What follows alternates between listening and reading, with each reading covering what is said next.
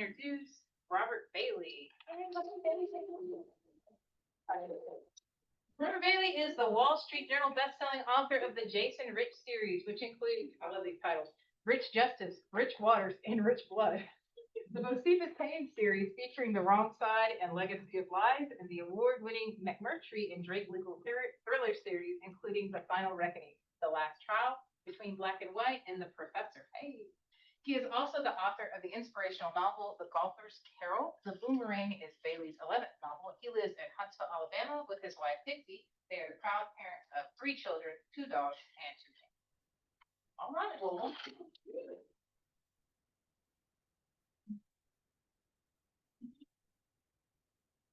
thank you very much for that introduction, and I'm very honored to be speaking here today at this Writers Conference.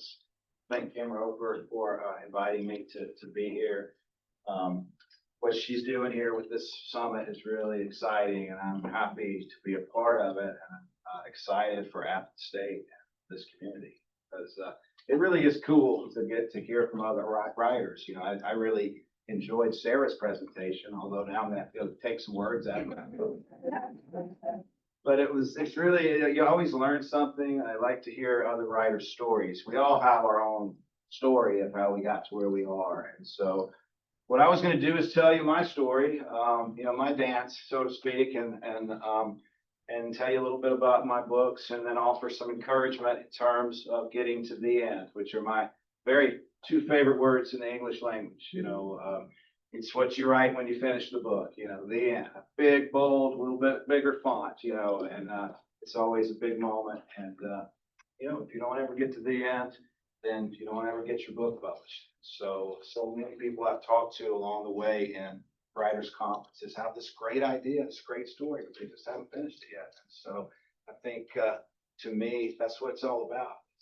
It's getting it finished. And so, I've been touring around with my 11th novel. It's called The Boomerang, and it's a political thriller, which is, Sarah talks some about genre. It's a little bit different genre for me. Most of my books are in the legal thriller, Grisham-y, Greg Iles type genre. The Boomerang is a political conspiracy thriller that envisions that the government's hiding the cure for cancer. And publisher pitches it as Grisham meets Yellowstone, which I think sounds pretty cool. But I hope the story lives up to that billing. But the main character in the book is a man named Eli James. He's the chief of staff to the president, and his daughter gets terminal lung cancer, and he seeks answers as any parent would. And his best friend is the president of the United States of America, and the president has a recurrence of his colon cancer that's being kept on the down low because they don't want the world to know about it, because they wanted to win the election. And Eli thinks the only person that knows about it is himself, but that's not true. And what ends up happening is the president starts to miraculously get better, while Eli's daughter continues her downhill slide. He's a resourceful person. He figures it out. He blackmails his best friend to get the cure, and then he runs to New Mexico and comes under the protection of this John Dutton type figure that the government's afraid of. Sets up kind of a showdown. The story was inspired by my father and my wife's bout with cancer. My dad lost his bout in 2017. My wife, Dixie, had a better diagnosis. She was stage 3 early. She had curative surgery and is now 8 years in remission. I'm sure we've all lived enough to be in those rooms where, you have scan results. They're going to define the rest of your life. And so for me, you talk in those little tight rooms, everybody's anxious and nervous, and the conspiracy set out in The Boomerang is what I heard in those rooms. And the heart and soul of the story is what would you do to save the ones you love? It's really about, parents' love for their child, wrapped up in a political conspiracy chase thriller. And what Sarah said is right. When you can have a lot of different things going on in your book that drive like human emotions, that's what people want to read, I think. And so for me, it was therapeutic to write The Boomerang. I wrote a novel called The Golfer's Carol, coming out of that cancer journey too. I wrote that for my dad because I didn't have a chance to mourn him when he died. He was a golfer. His name was Randy. The main character in the story is Randy Clark. And so for me, that was a way to mourn my father, celebrate my wife. It was totally different. Like I've written nothing but thrillers, and now I'm writing a book that I would call It's a Wonderful Life meets A Christmas Carol meets Field of Dreams on a golf course. 200 pages as opposed to 400. It was very important for me to write it. And while it hasn't sold as well as the other books, it really means so much to me when people come up to me and tell me that the book touched them, that they just lost their mom or their dad's going through cancer or whatever. We all go through those things. That's why I wrote the story for myself, but also to give hope to other people. And, along the way, I've written, like I said, 11 books. My first book is called The Professor. It introduces a character named Tom McMurtry, who's a legendary law professor at the University of Alabama, plays football for Coach Bryant, comes back and tries a case with a young former student. The villain in the story is this ruthless trucking owner.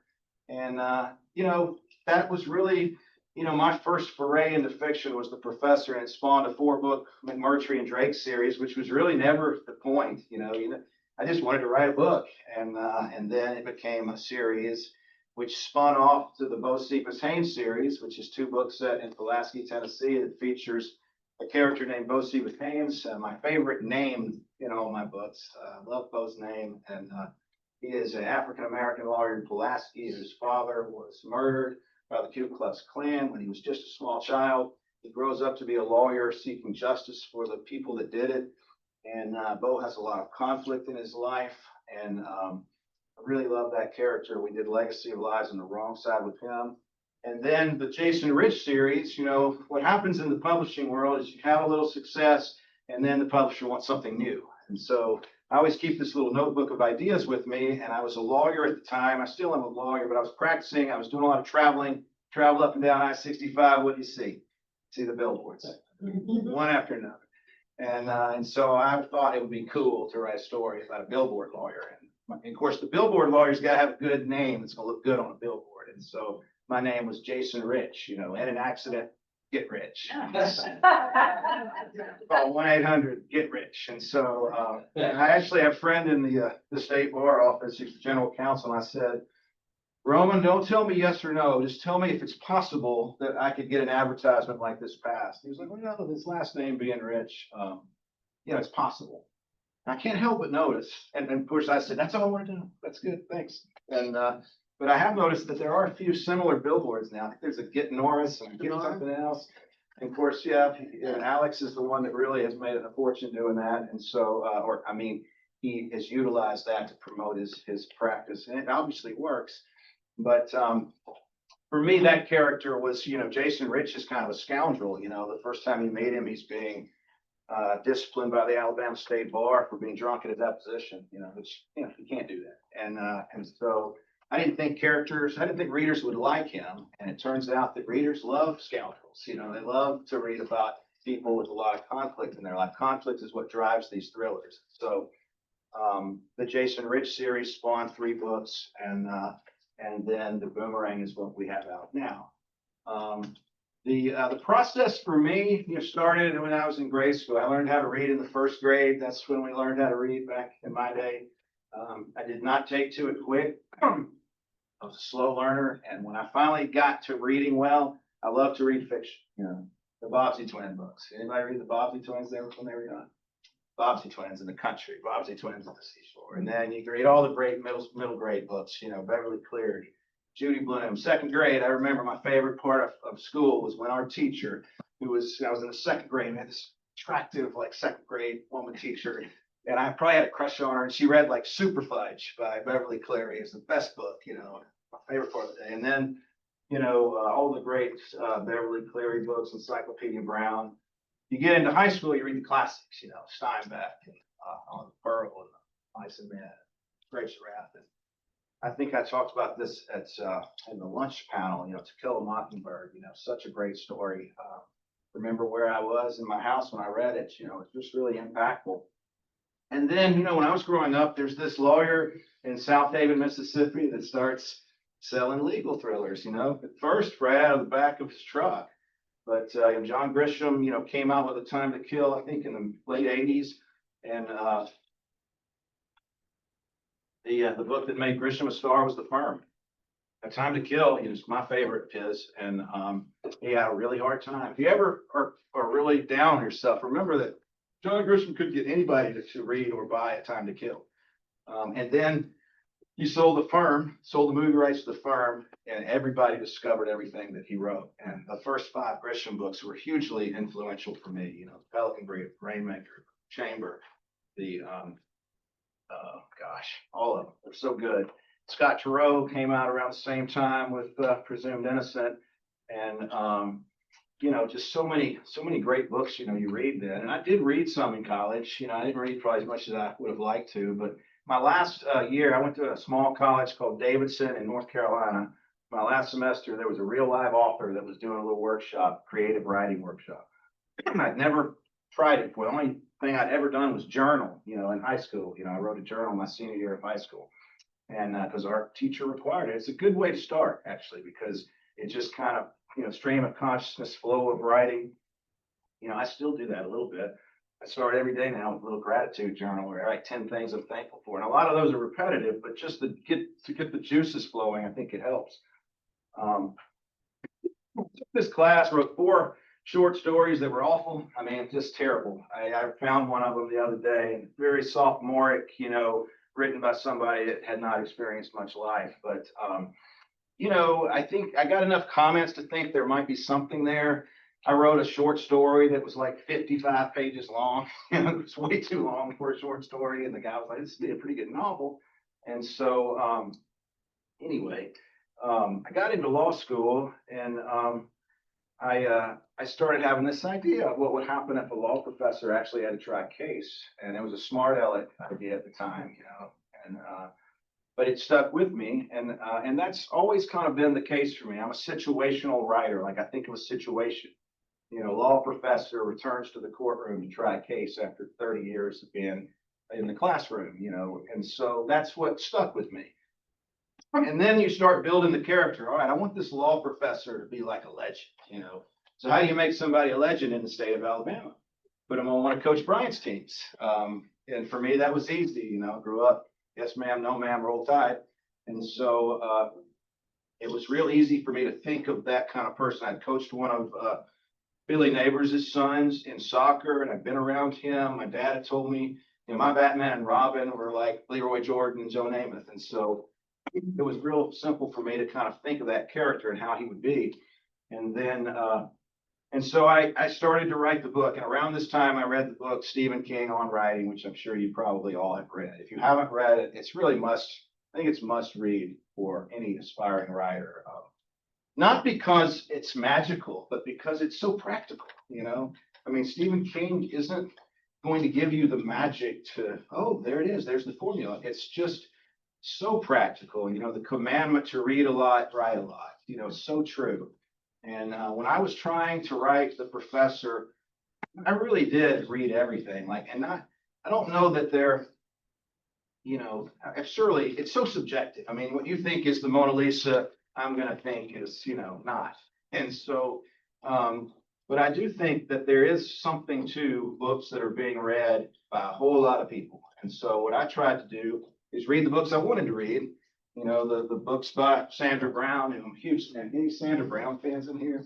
Love Envy and Chill Factor, so good.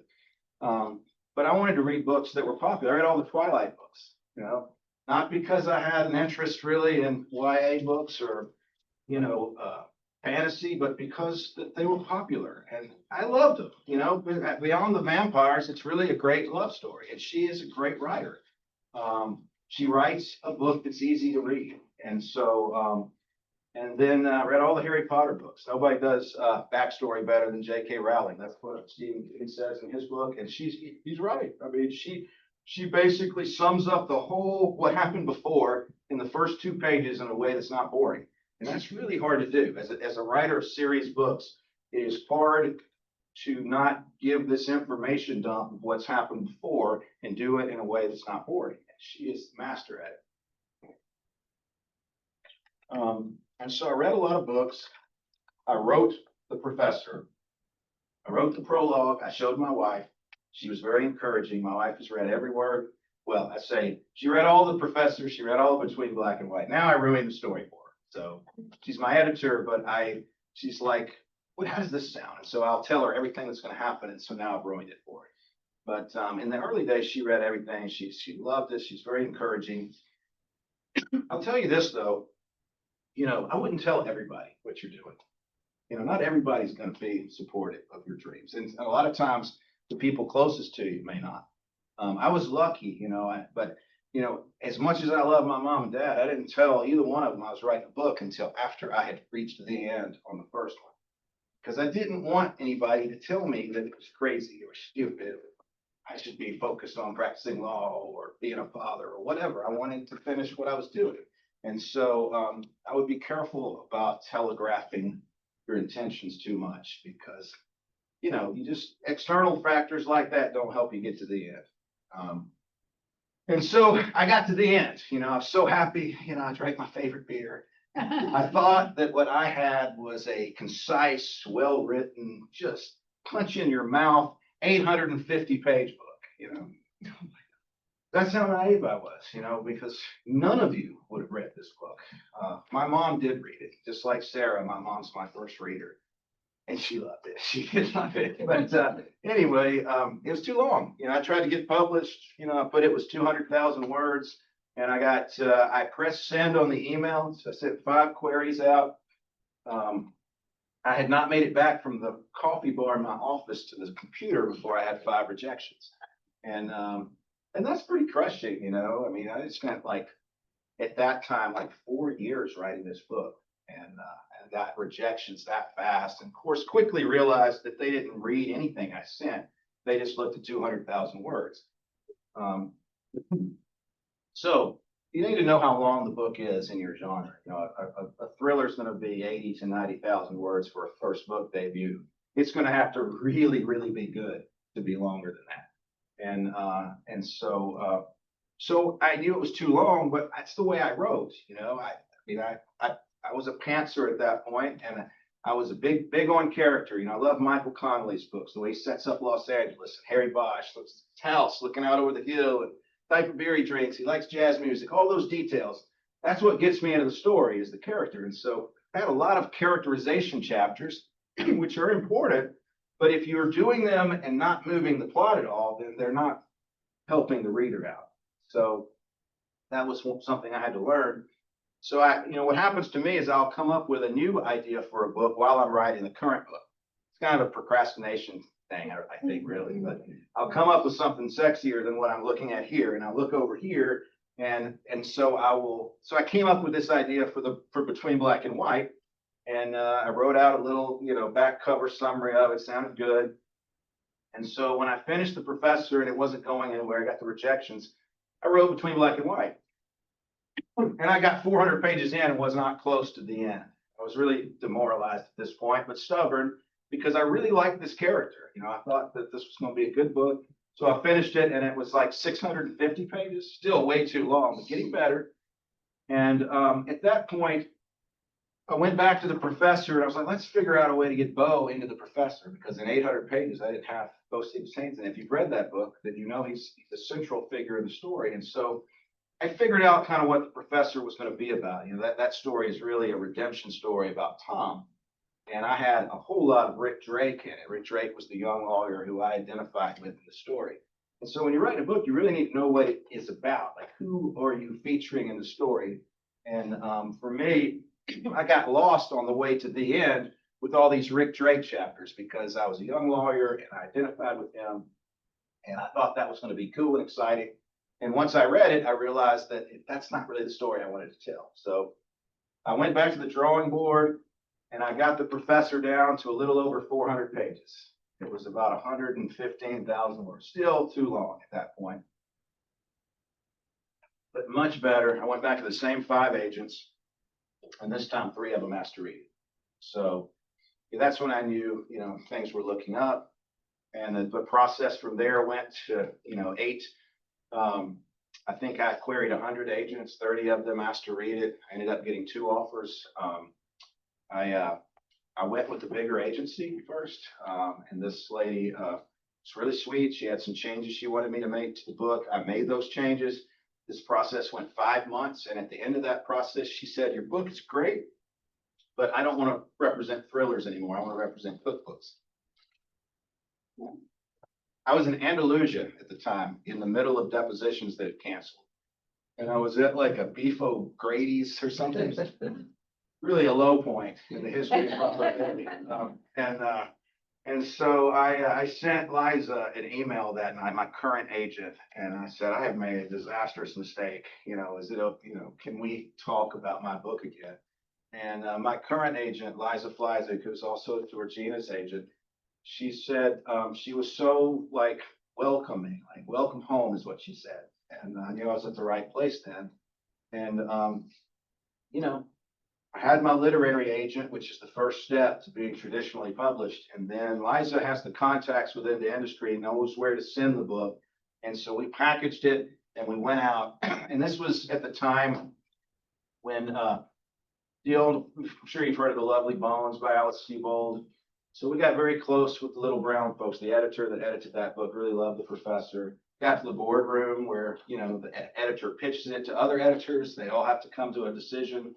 Kept getting no. The world of publishing is the land of 1,000 no's, but one yes can change everything. And for me, it started with a no. Like the one publisher said, "Hey, I like the story, but, I think you should do some things to change it," which I really didn't want to hear this long into the game. And, but, unlike the other publishers who just, it's kind of like, I've compared, approaching publishers to like the dating world, like when they say, "It's not you, it's me," and you get all these very vague responses that are unhelpful. And this publisher was very specific. It's like, "This is a Southern book. You need to, what I heard him say is you need to sweeten the tea. It needs to be what it is."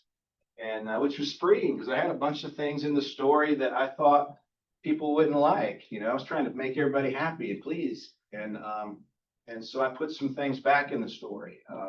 He said, "You need to cut another 15,000 words. I don't care how you do it." That was hard, and that's when you're killing your darlings. But I did that. And then he said, I thought his best advice was your villain needs to be more complicated, and the reader has got to understand the villain's motivations. Nobody is going to buy the Joker anymore. Even the Joker now has this complicated backstory.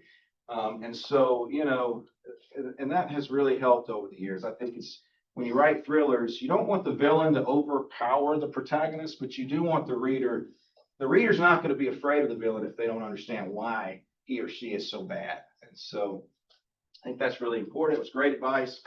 Went back to the manuscript, did those things, sent it back. He was like, "That's perfect, but we don't have room for you. Sorry." And so, but in the next round of submissions, we got our offer. So it always makes me think what would have happened, if we'd gone out with that at the beginning, but so grateful to have gotten the advice when it came.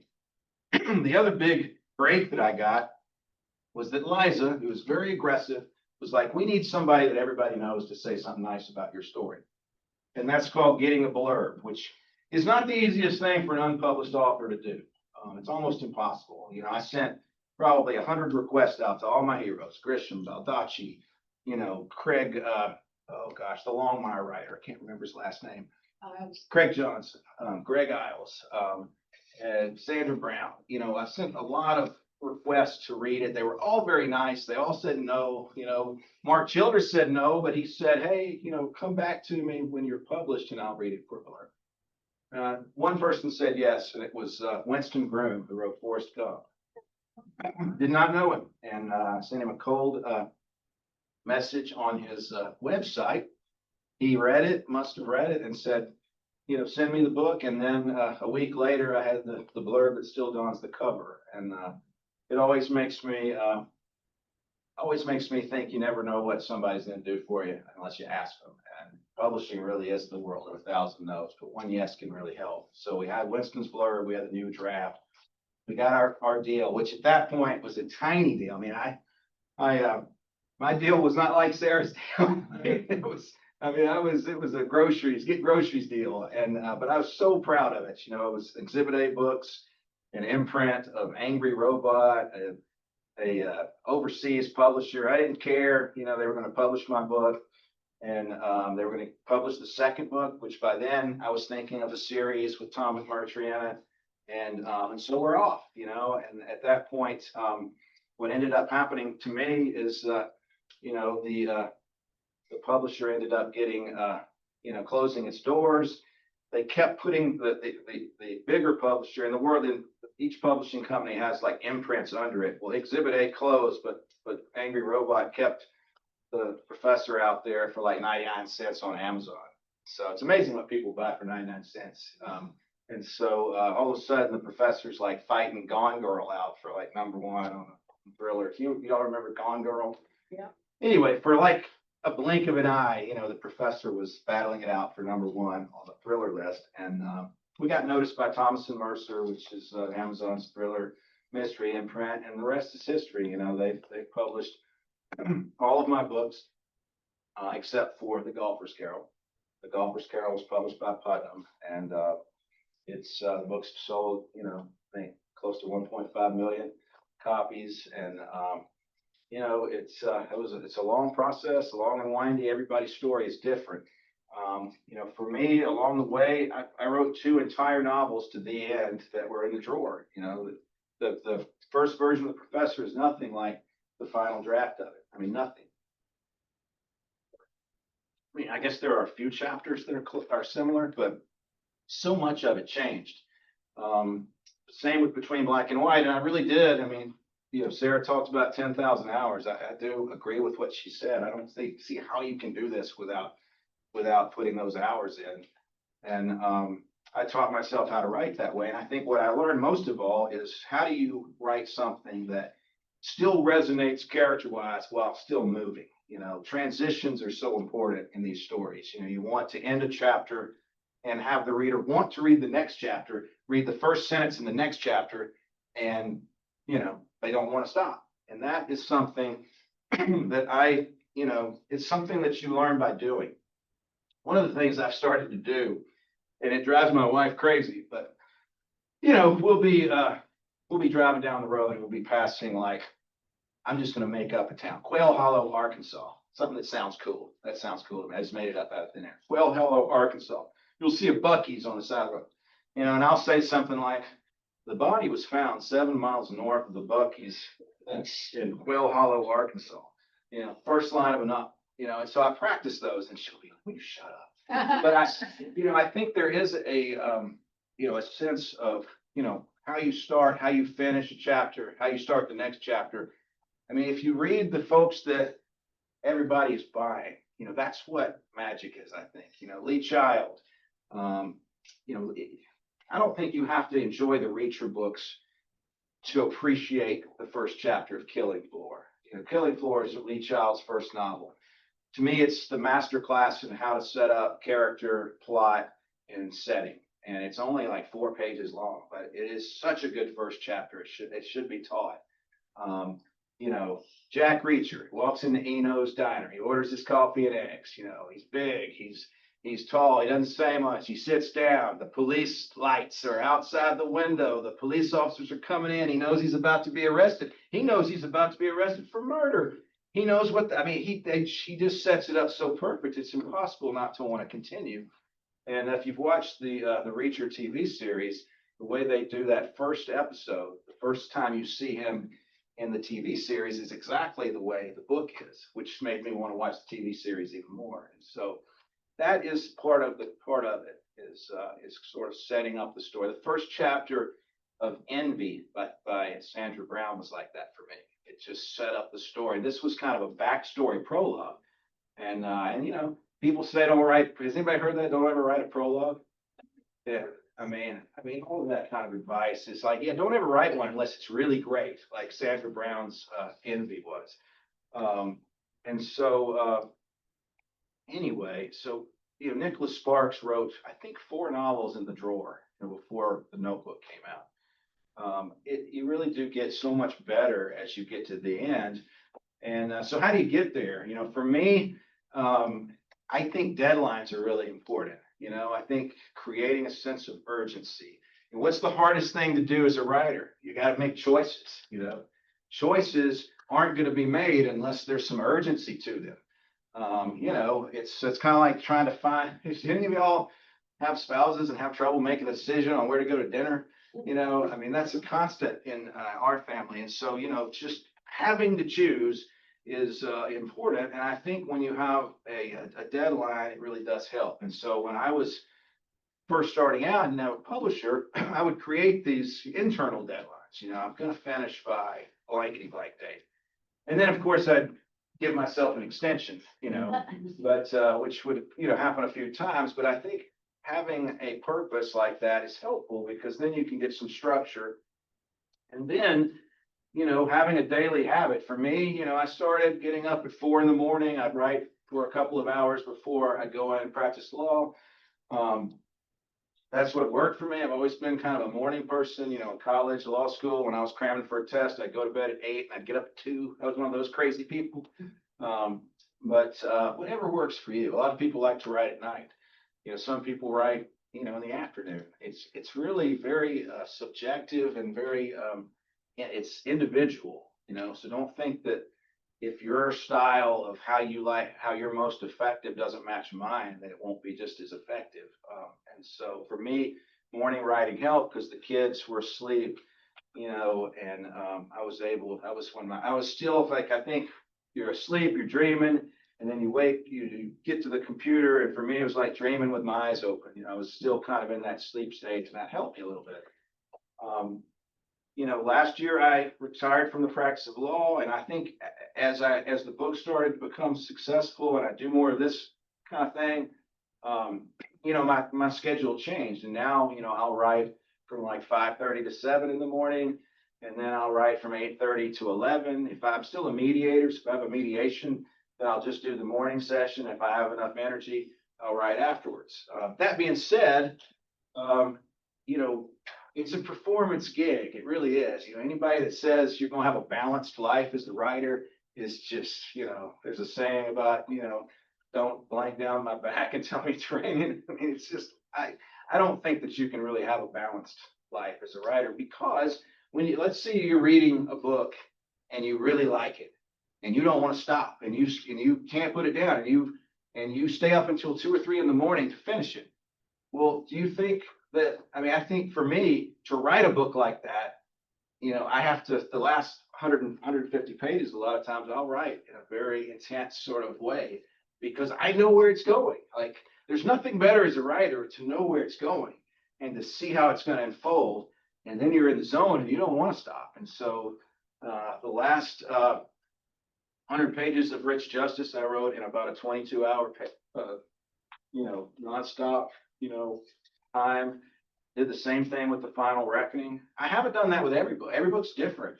For The Mediator, I wrote it in the first draft in 7 weeks. And it's the fastest I've ever written the first draft. But I never had one of those long sessions. I had several like 4 or 5 hour sessions.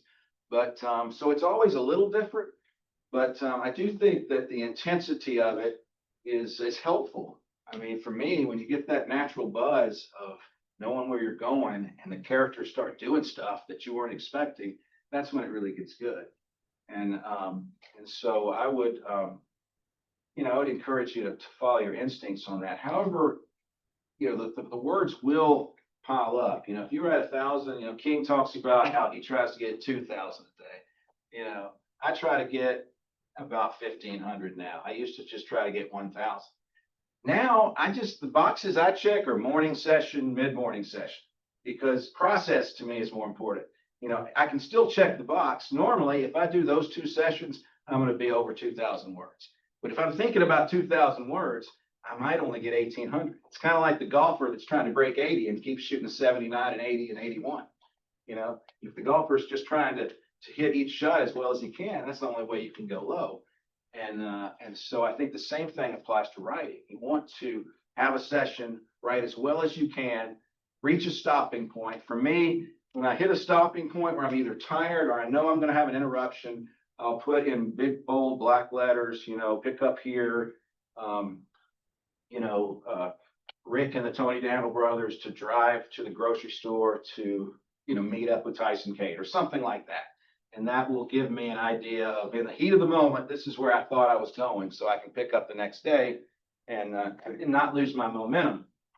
Momentum is a huge thing as a writer. Like, you know, it has to be respected, I think. You're really going, and you really kind of are in a nice routine. I call it feeling oily, where you're just, you know, it's like when you played a sport and you're just feeling like you're in form with it, like you really know where you're going. You feel like you're going to play well. I think that same, you know, it goes over into writing too. And so, you know, sometimes life gets in the way. And so you have something you got to do, a dentist appointment, a kid conflict or whatever. A lot of times what I'll do is I'll do my session around that. You know, I'll get up a little earlier. So I know that I at least put an hour down, even if I only get 200 or 300 words. It was in my head. I was thinking about the story. I wrote a little bit because it's so hard to sustain momentum. As a lawyer, the hardest thing for me is I would, you know, I'd have be 30,000 words into a story, like The Final Reckoning, 30,000 words in, really enjoying it. And then I've got a 2-week trial, which takes, you know, 2 weeks to prep for, 2 weeks to try, and a week to recover. And I've lost a month and a half. And I come back to the story, and I can't remember exactly how I was feeling. I see the big bold where I want to go, but now I have to read about 15 pages before that to get up to it. And that's the kiss of death, you know, when you're writing the first draft, because those 15 pages probably aren't going to be perfect. And then you start doubting yourself. And so I ended up losing 2 months instead of 5 weeks. And so ended up finding my place, ended up getting to the end. But now when I'm writing that first draft, I really don't want to have an interruption like that, even if I can just get an hour in. And so, you know, I think that really does help. Just, you know, respecting momentum. And, you know, I talked about flow and grind some. That's my terminology for it. You know, the grind is just making yourself get up. That's the hardest part. Get up, get in the chair, sit down, put the manuscript up, shut the door, whatever you do to get focused, put some music on. Stephen King would go up to his, you know, I don't recommend this, but he had a, you know, an upstairs office, and he would blast heavy metal music. And I think he even drank, you know, when he would write. And so everybody has their own system. You know, for me, it's, you know, basically quiet, coffee, you know, screen and go to it. And so I try to do it every day.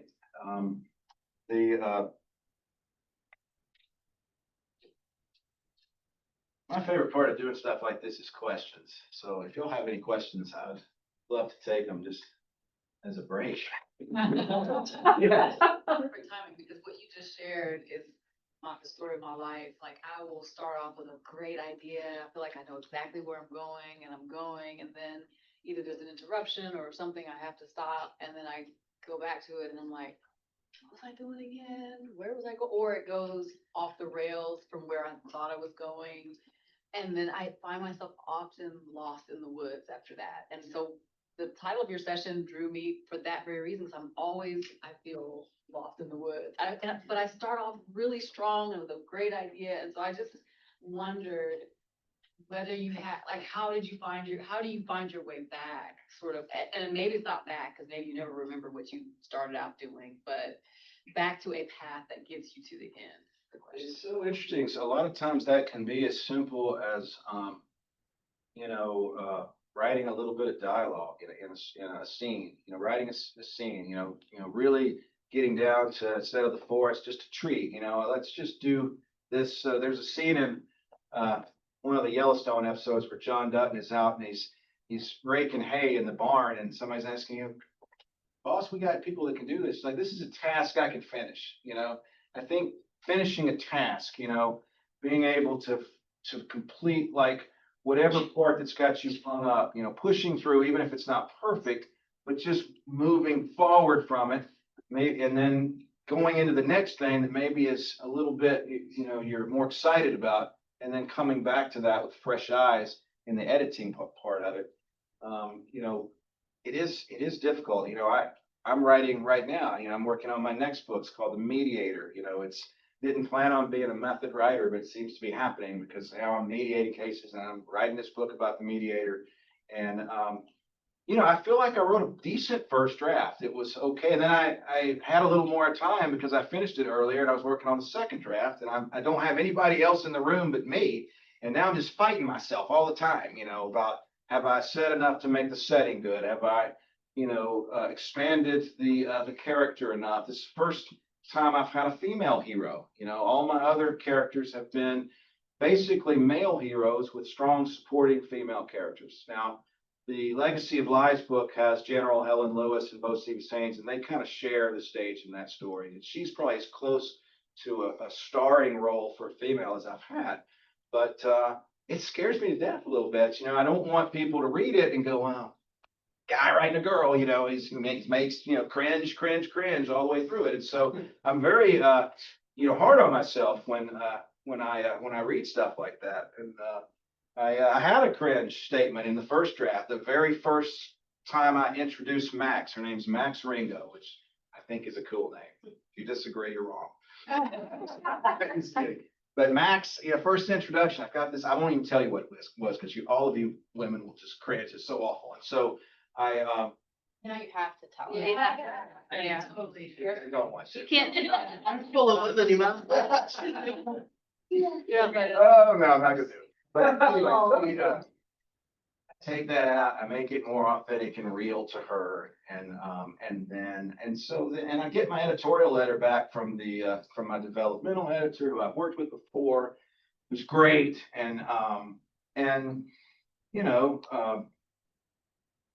No comments about that, no cringe comments. And so I'm thinking, well, that's good, that's great. But that is something I think that we are a lot more sensitive about now. You want to nail the character. That's all it is for me.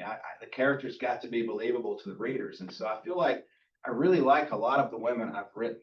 Love Fonzie James in The Boomerang. I love Dale James. I love the General Helen Lewis. I really like the Chase Witchin character in the Rich series, and the district attorney in the Rich series is just a real badass character. And so Max Ringo is going to have a lot going on. She's going to have a lot of issues, both emotional. She's coming off some addiction, opioid addiction. And so, you want to get as close to real life as you can, but it's still a fictional character. It's an escape. And so you have to, I think for me, when I'm having a moment like that, Kim, it's about story, like get out of my own way. Let's get back to the story and tell the story, and not think about the technical part of it too much. Sorry to stop real quick, and I'm done. Because that is kind of the question also. How is your process as it relates to research, character development, story? So like, sometimes I'll start off with the story and then I'm like, but I don't really know the character. And then I'll work on the character, but I don't really have the story figured out. Or maybe I need to stop and do some research because I need to just like know what I'm talking about first. So like all of that I think is also in the woods. So I'm just like, And that's evolving for me. And so for me, research is important up to a point, like in the Bo Stevens Haynes books, they're set in Pulaski. I really wanted to understand current day Pulaski. I went there 5 times. I walked around the campus of Martin Methodist College, which I think is now a part of University of Tennessee. Went to the courthouse, got in the courtroom, which is so beautiful. The restaurants, everything. I wanted to get it right because it's a real place, and I didn't want somebody from there to say, well, he obviously never came here. And so that was important, and it did help the story because in setting up the scene, I was excited to do the research, and it didn't like hamper the storytelling. It assisted it.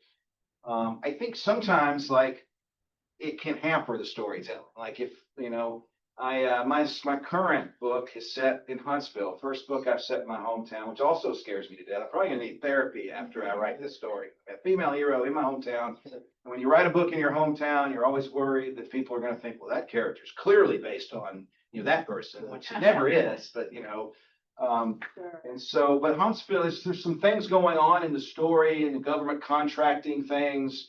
I want to capture Huntsville. It's big.